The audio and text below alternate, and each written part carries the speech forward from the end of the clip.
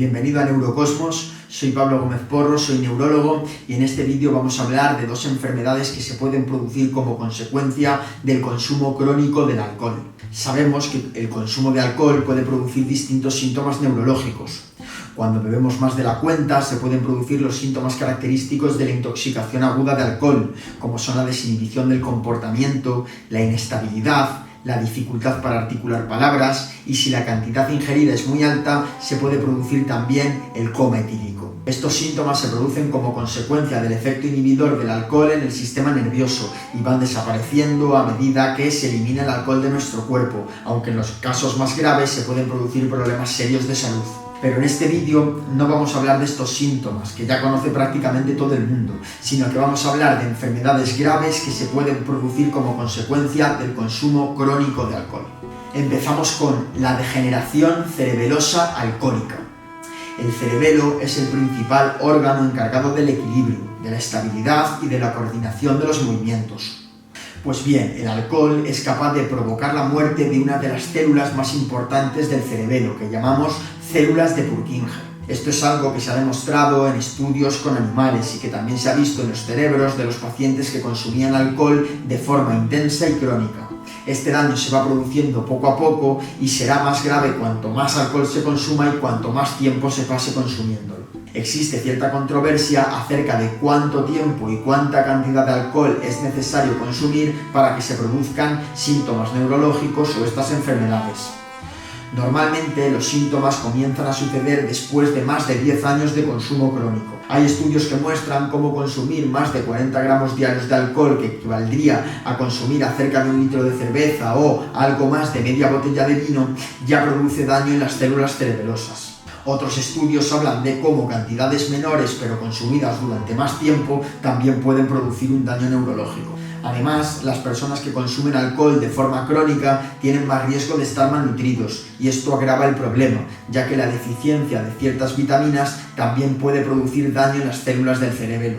Cuando se produce una afectación suficiente de las células de Purkinje cerebelosas, aparecen los síntomas de la degeneración cerebelosa alcohólica. Muchas veces los pacientes comienzan de manera sutil. Los pacientes tienen una inestabilidad crónica leve, pero pueden caminar sin problemas.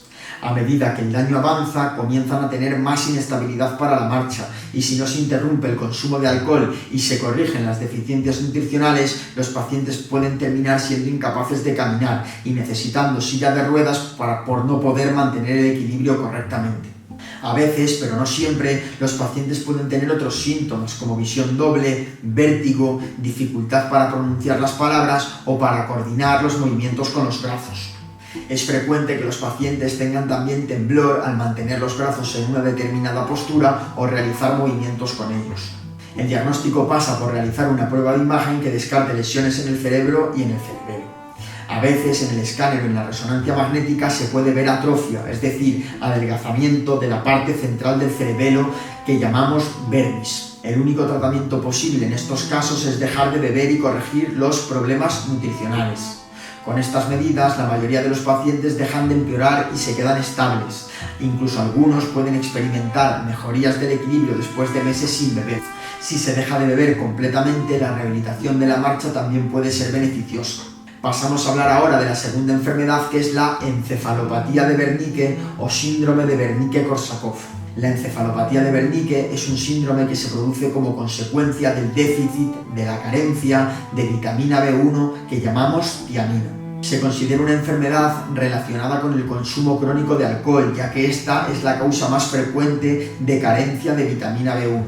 Sin embargo, hay otras causas por las que puede faltar la tiamina, como por ejemplo personas que tienen vómitos de forma prolongada, personas que tienen anorexia o dietas muy restrictivas, personas que realizan ayunos prolongados o personas que sufren desnutrición.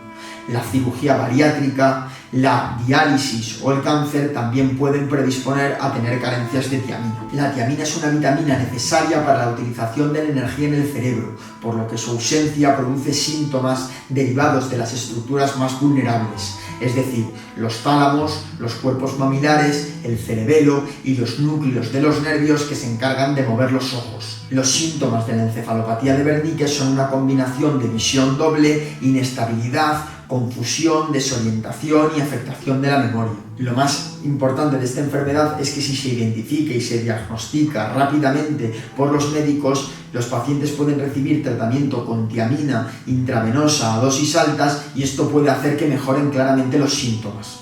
Sin embargo, si no se trata correctamente o si se tarda mucho tiempo en tratarla, los pacientes pueden sufrir secuelas irreversibles que formarían parte de lo que llamamos como síndrome de Korsakoff. Llamamos síndrome de Korsakoff al trastorno de la memoria que se produce en los pacientes que han sufrido una encefalopatía de Wernicke que no se ha tratado o se ha tratado tarde.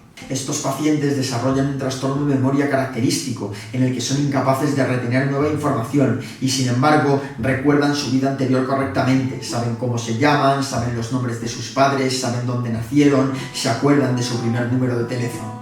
El problema reside en que son incapaces de fijar y aprender nueva información. Algo que ocurre típicamente en estos pacientes es que como no son capaces de recordar los hechos nuevos que han sucedido, el cerebro tiene la necesidad de rellenar esos espacios y por lo tanto se inventan historias cuando se les pregunta. Esto es algo que llamamos confabulación. Recuerdo una paciente que llevaba ingresada una semana en el hospital y cuando le preguntábamos qué había hecho el día anterior, nos comentaba que había salido a pasear con sus nietos, que habían ido a la iglesia, que habían estado dentro de la iglesia y que les había gustado mucho. Sin embargo, como os he dicho, la paciente llevaba ingresada durante una semana. Los pacientes, por lo tanto, pueden mantener una conversación, recordar hechos sobre el pasado y moverse correctamente, pero no serán capaces de retener nueva información, lo cual les discapacita completamente para llevar una vida de forma independiente. Algunos pacientes que consumen alcohol de forma crónica desarrollan un trastorno de la memoria parecido sin haber sufrido nunca una encefalopatía de Wernicke. Como sucedía con la degeneración cerebelosa alcohólica, la única manera de evitar la progresión de la enfermedad es dejar de beber alcohol y corregir los déficits nutricionales. La mayoría de los pacientes quedan con un trastorno de la memoria, aunque con estimulación cognitiva y una buena nutrición sin consumo de tóxicos, algunos de ellos pueden experimentar mejoría. Evidentemente, dado que el alcohol puede provocar un trastorno de la marcha que deje a la persona en silla de ruedas o un trastorno de la memoria que te impida fijar nueva información y aprender nada nuevo, la recomendación obvia de este vídeo es que no se debe consumir alcohol de forma crónica y que aunque se consuman cantidades a diario que se consideran bajas, después de muchos años de consumo puede producirse un daño neurológico.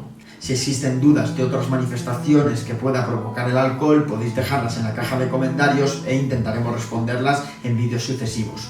Un saludo a todos.